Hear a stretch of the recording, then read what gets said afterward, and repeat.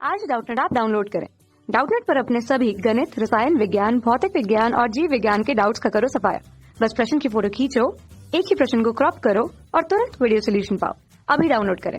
Hello friend, इस प्रश्न में पूछा गया है कि कैलोरी तथा जूल में क्या संबंध होता है। ठीक है, तो हमें क्या पता है, पहले जो कैलोरी को समझना पड़ेगा। यह जो है दर्शाता है ऊष्मा के व्यवहारिक मात्रक को। ठीक है, ऊष्मा का व्यवहारिक मात्रक। ठीक है, इस प्रकार से हम लिख सकते हैं।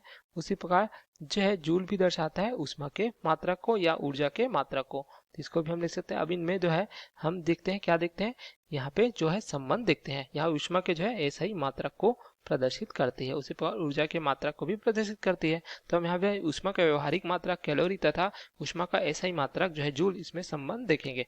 तो यदि इसको समझने के लिए देखें, यदि हमारे पास कोई 1 ग्राम जो है जल है इस प्रकार से, ठीक है, तो इसके ताप को हम 1 डिग्री सेल्सियस बढ़ाते हैं। जैसे कि अगर हम जो है 5 डिग्री सेल्सियस से इसका ताप 6 डिग्री सेल्सियस बढ़ाते हैं, तो इसके लिए जो हमें ऊष्मा का मान प्राप्त होता है Q1। ठीक है, आवश्यक ऊष्मा। उसी प्रकार यदि 7 डिग्री सेल्सियस से यदि हम 8 डिग्री सेल्सियस बढ़ाते हैं, तो उत्पन्न जो है ऊष्मा का आवश्यक मान हमें Q2 के रूप में प्राप्त होता है। तो यहाँ पे देखिए Q1 और Q2 का मान एक समान प्राप्त नहीं होता। ठीक है, लेकिन यहाँ पे भी देखिए दोनों स्थितियों में हम कितना तापमान बढ़ा रहे हैं, 1 डिग्री सेल्सियस बढ़ा रहे हैं, लेकिन ऊष्मा का मान जो हमें आवश्यक है 1 डिग्री सेल्सियस बढ़ाने के लिए हमें अलग अलग प्राप्त होता है। कितने के लिए? यहाँ पे 1 ग्राम जो है द्रव्यमान वाले जल के लिए। ठीक है, तो इस यहाँ देखा गया कि वैज्ञानिकों ने सर्वसम्मति से क्या प्राप्त किया कि यदि जो है 14.5 डिग्री सेल्सियस से 15.5 डिग्री सेल्सियस तक यदि 1 ग्राम जल के ताप को बढ़ाते हैं, कितने डिग्री तक? 1 डिग्री सेल्सियस यहाँ पे प्राप्त होगा।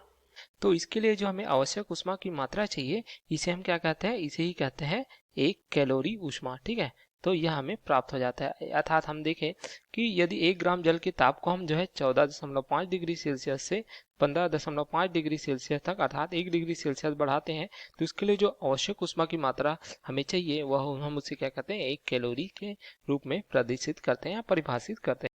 तो इस प्रकार हमें 1 कैलोरी की परिभाषा प्राप्त हो जाती है। इसका अन्य मात्रक यह भी होता है 1 किलो कैलोरी। ठीक है, तो इस प्रकार हम देखते हैं 1 किलो कैलोरी, तो ये कितने बराबर हो जाता है?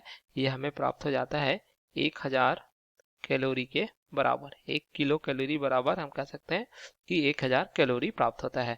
इस प्रकार इसका व्यवहारिक मात्रक हमें प्राप्त हो जाता है। हम अब इसका ऐसा ही मात्रक देखें तो ऊष्मा का क्या प्राप्त हो जाता है? ऊष्मा का ऐसा ही मात्रक हमें पता है, यह हमें प्राप्त हो जाता है किसके रूप में? जूल के रूप में।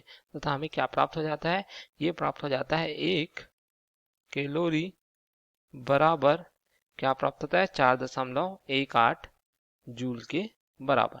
इस प्रकार हम देख सकते हैं ऊष्मा के व्यवहारिक मात्रक तथा ऊष्मा के जो है ऐसा ही मात्रक में संबंध हमें प्राप्त हो जाता है। तो यही हमें इस प्रश्न में पूछा गया था। या हम कह सकते हैं कि यदि जो है 14.5 डिग्री सेल्सियस से 15.5 डिग्री सेल्सियस तक जो है 1 ग्राम जल के ताप को बढ़ाने के लिए जितनी ऊष्मा की मात्रा हमें चाहिए, अगर वो जो है 4.18 जूल है, तो वही है, उसे हम क्या कहते हैं? 1 कैलोरी कहते हैं।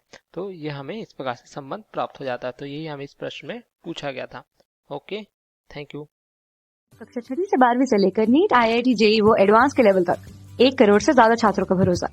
आज ही डाउनलोड करें डाउटनेट ऐप या व्हाट्सएप करें अपने सारे डाउट्स 8400 400 400 पर।